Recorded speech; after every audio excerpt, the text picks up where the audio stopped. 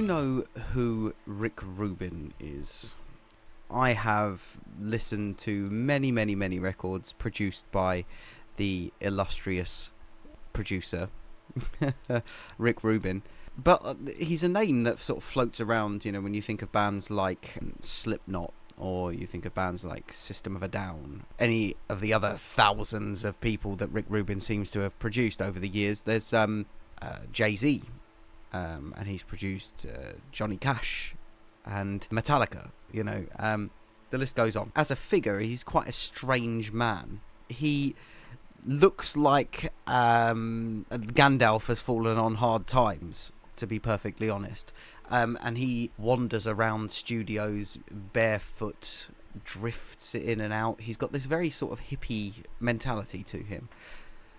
Now, Rubin himself is a very interesting character, and like, he has, over the years, proved over a time and time again that he's actually like very well connected. But that's not what this video is about. This video is a little more interesting than that. I want to talk about Rubin from an esoteric standpoint. So Rubin, he's asked, he says that he doesn't know what he does for a living, which is strange. It's a strange way to answer that question when you've worked with so many famous people, you know, recording artists. He says that he I don't know what I do. And the guy doesn't play an instrument, doesn't have any sort of experience behind a mixing console, doesn't have any musical theory chops or anything like that. He doesn't play the piano, nothing. Doesn't sing. Know how to work a soundboard? No. I have no technical ability, and I know nothing about music. You must know something. Well, I know what I like and what I don't like, and I'm decisive about what I like and what I don't like. So what are you being paid for? The confidence that I have in my taste and my ability to express what I feel has proven helpful for artists. But he seems to be able to draw out of these artists this almost unimaginable creativity, able to produce records that go on to sell millions and millions of I was going to say CDs, but yes, CDs, you know, like, or on Spotify, you know, like big records that you know we all know. But when you look closely at Rubin, there's something going on under the hood with him. Describing him as an old car, there's definitely something going on when he is involved in these things, involved in these projects. Now, a few years ago, I was in the shop Waterstones. Why am I telling you that?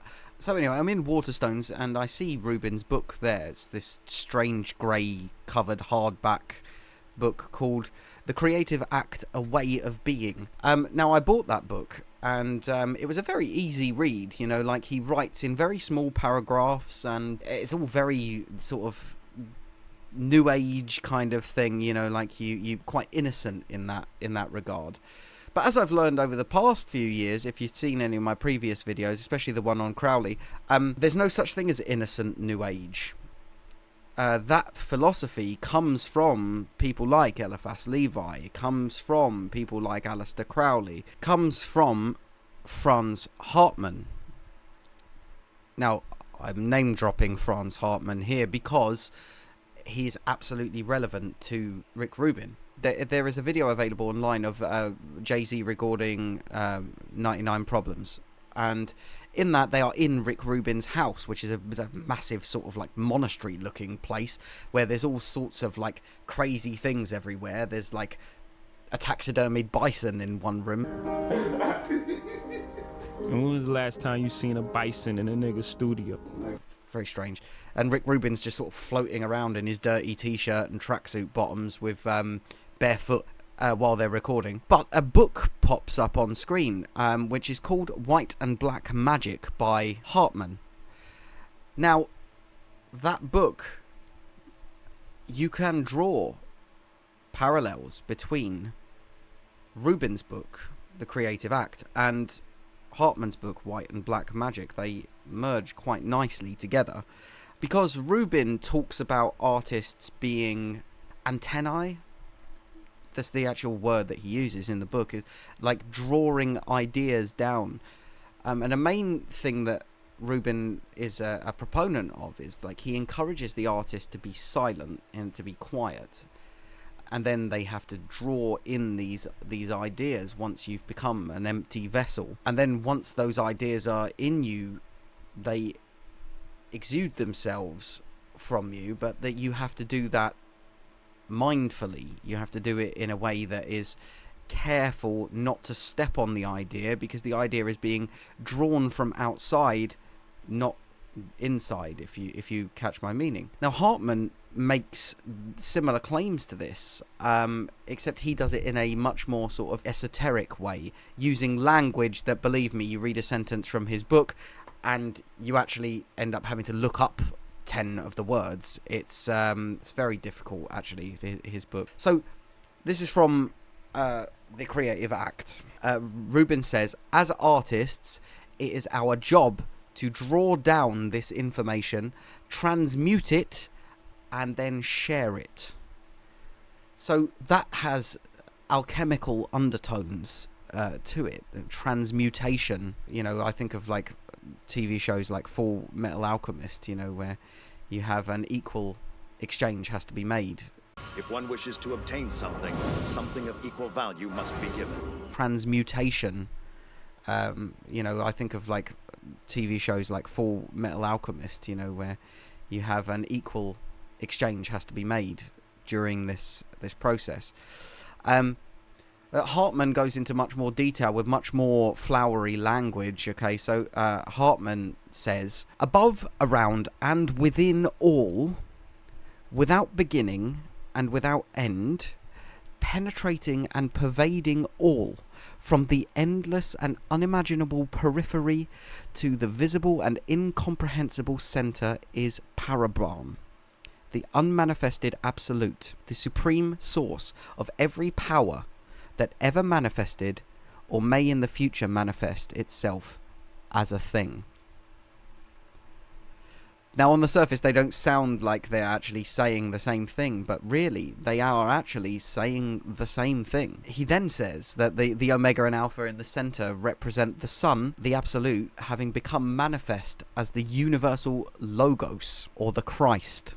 When we start talking about alchemy, and we start talking about transmutation, and we start talking about that, using these sort of drawing from this lexicon, you have to start, and then we mention Christ, we have to ask if this passes or fails the Jesus test here, because Christ was not adverse, you know, to using metaphors. In fact, that was the way that he spoke. Christ also said, I am the way, the truth, and the life. So when we start talking about the ether and drawing energy down and alchemically changing these ideas through us, that raises a larger question, and a question actually which becomes even more significant when you look at what Rick Rubin has been up to the past few years. This is mind-blowing information here, like I said, but it requires a little bit of explanation. There is a word that exists called the Tetragrammaton.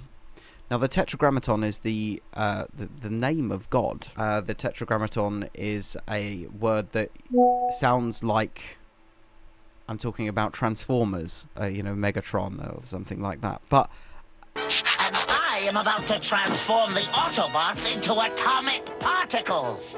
It's not Transformers. This is like the holy name, Yahweh. That's what the Tetragrammaton is. I discovered recently that Rick Rubin's been very busy the past few years. No one knows that he's been very busy because the show that he's made has next to no viewers, and, you know, it's not advertised. But I'll say this, he's certainly had some guests. He has certainly had some guests. Here is the list of... I'm not going to go all the way through this list because we'll be here forever, but here we go. Kenny Chesney, Bryce Crawford, Vlad Tenev, Bob Roth, Gary Tan, Clown of Slipknot, Chris Best, Brian Hoyer, GT Day, Jeff Harmon, Jonah Hill, Anne Lamott and Neil Allen, Adam Neumann, Kelly Wirtzler, Eric Roth, Greg Brockman, Chris Pavlovsky, Bill Gurley, George Sanders, Dr. Mary Tally Bowden, Barry Diller, Joseph Nguyen, Mike White, Darren Malakian, Brian Armstrong, Mike Cesaro, Dan Brown, Nick Broomfield, Jimmy Iovine, Rupi Kaur, disgusting book, M. Night Shyamalan, Palmer Luckey, Gene Simmons, Aravind Sravinas, Mel Ziegler, Malcolm Gladwell, Paul Saladino, Marlon Brando. I thought he was dead. Francis Ford Coppola, Rick Beato, Richard Prince, Bruce Johnson, Mike Love, Peter Thiel. And then 4 years later, I got into Stanford, and I got into Stanford Law School, and then I ended up at a top New York law firm. And it was one of these very strange places where from the outside, everybody wanted to get in. On the inside, everybody wanted to get out. And so in my mid-20s, I had kind of a quarter-life crisis. Like, why in the world was I so dominated by social status, prestige? The money was okay. It wasn't that great relative to selling your soul or something like that. Did you feel like it was selling your soul? I felt it was like on that scale. Joaquin Phoenix, Matthew McConaughey, Brianna Wiest, Pharrell Williams. So when we are talking about his show, Tetragrammaton, the name of God, what is it he's trying to achieve with this show? No one's watching it. No one. You go and look, it's got like 100,000 views. But that didn't stop him. He persisted with this for a long time. It reaches into the esoteric for me. Reaches for something that I don't quite understand, if I'm perfectly honest. There's something insidious going on with that podcast. The name Tetragrammaton. Rick Rubin's not explicitly religious. How would he know the name Tetragrammaton? And when he says, I don't know what I do, now I think we know what you do. He's doing some sort of spiritual alchemy with these artists. He talks to them and then they make a hit record. That is crazy to me. What do you do? I just talk to them. And then suddenly Got 99 Problems appears. And then suddenly Iowa by Slipknot appears. And then suddenly Toxicity from System of a Down appears. And then suddenly Death Magnetic by Metallica appears. Like, you see what I'm saying. Anyway, I hope you've enjoyed the video. If you did, please leave a like and subscribe. And I look forward to seeing you in the next one. Peace out.